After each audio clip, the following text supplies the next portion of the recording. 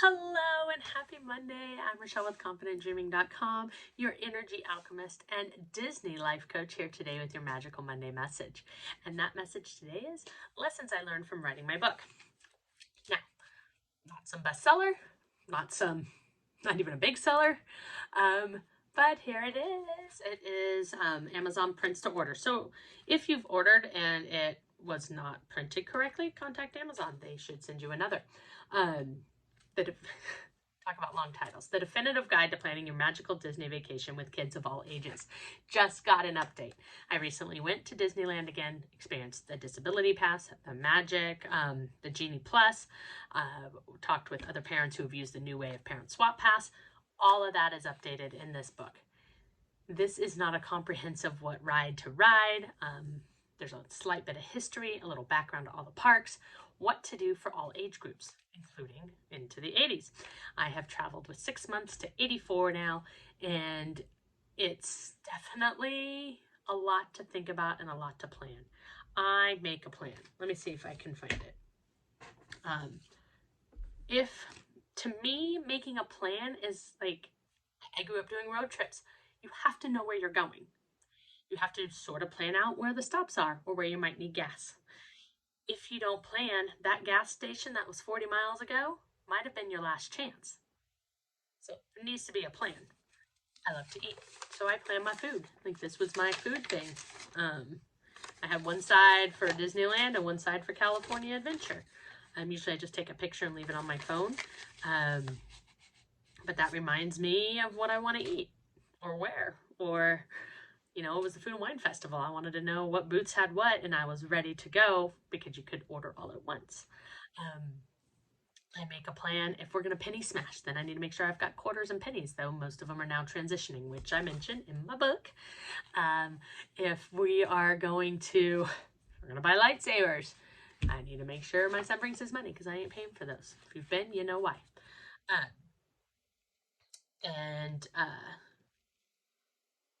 So this says this book will help you guide you through the ins and outs of planning your magical vacation. So when you get to the parks, you're able to enjoy every minute.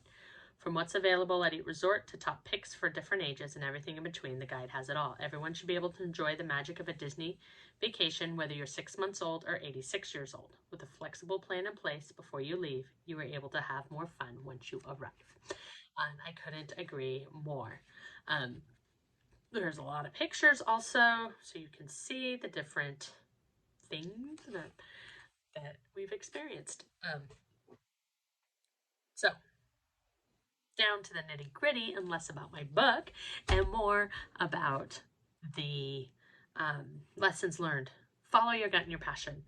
This book was written pretty quick. I took a course on writing a book, and I wrote it in like a month. It did take a 2-month editing process plus layout with pictures, which I had to redo again.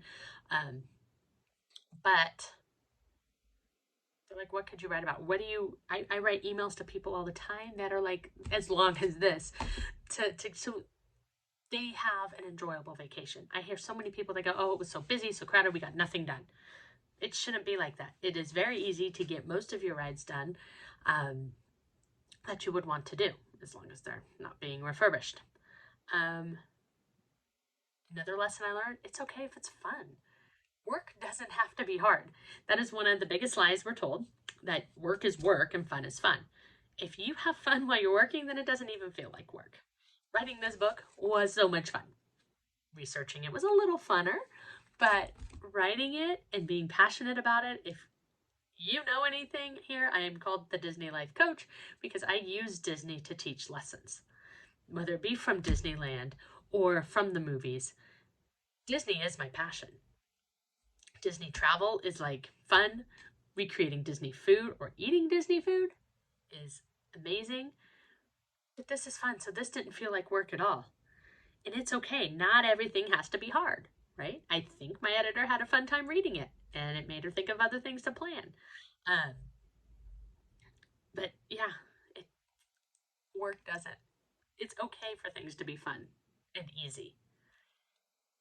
Work doesn't always have to be hard. Another lesson learned, a harder one, is it will never be perfect. I still find typos. My husband found like 4 typos in it. me and an editor. It's also possible because I deleted the whole thing, all of it, off my computer. Yes, I did. So I had to pull out an old copy from email sent. But it's okay. So those little things, I find them in professional novelist or well-known novelist books too, whether they be misprints by the printer or just something because you've read something so many times. It will never be perfect. A picture may be blurry. The words I may have doubled up. There may be a misspelling. Life will never be perfect, but it's okay to keep trying, to keep going, to just do it anyways. There will never be a perfect moment to start, and nothing will ever be perfect before it's done. So put what you want to do out there. You'd be surprised what happens. Do it scared, right? You might have read a book. I'm not an English major, and this was definitely the easier book to write. But do it anyways. Whatever you're scared of doing, it's probably the thing you should be doing. Good enough is good enough. Same with it will never be perfect. There'll always be something to add. When I was done, I was ready to add more. Now I need to because Genie Plus, since I've written it, Genie Plus has added, and if you don't know what I'm talking about, so there are some new things that have come along, as there always will be, but these are big things that help in the planning of your trip.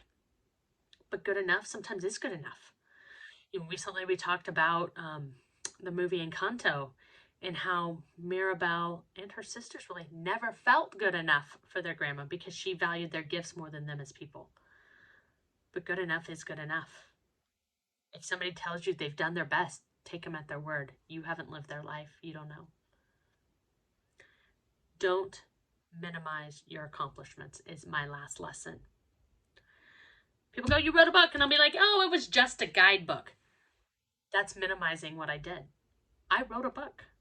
It may not be a huge book. It may be full of pictures, maybe more like a picture book, but isn't that what a kid book is? But I still wrote a book. I still have a piece of me out in the world.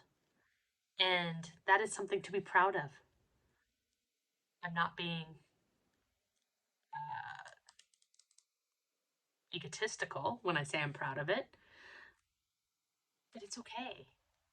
I put a book in the world. I brought a little joy to some people. The people who've read it have loved it. Or maybe they've had more questions. I don't know.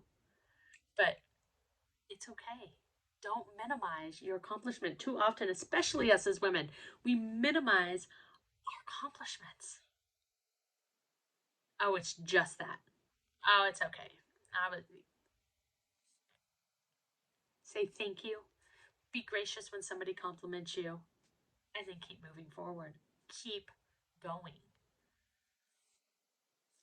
I don't know what's next for me.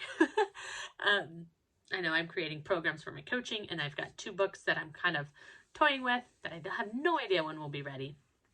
One will probably be another guidebook, but the other's a little tougher to work around. Still working on that outline.